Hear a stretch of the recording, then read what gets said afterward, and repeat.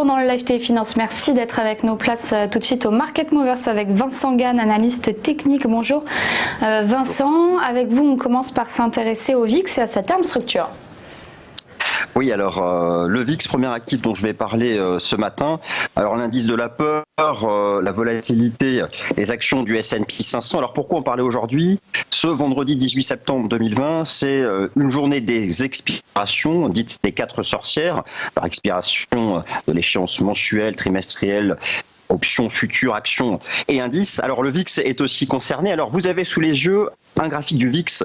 Vous avez donc l'échéance de septembre, mais en haut à droite, ce qu'on appelle la term structure, c'est-à-dire le prix du VIX sur les prochaines échéances mensuelles. Et ce qu'on constate, c'est que le prix de l'échéance d'octobre et de novembre est supérieur au prix actuel. Alors qu'est-ce que cela signifie? Ça signifie que le risque principal pricé par le marché n'est pas sur septembre. On s'inquiétait beaucoup sur septembre avec début septembre le sell-off du Nasdaq, mais depuis les indices boursiers se sont stabilisés. Non, il semble que selon la lecture de cette volatilité implicite ici sur le marché des dérivés, eh bien que ce soit octobre et novembre, bon logiquement c'est la période de l'élection américaine. Donc voilà, je voulais aujourd'hui profiter de la journée des expirations pour mettre en avant cette particularité actuellement sur le prix du VIX échéance mensuelle par échéance mensuelle.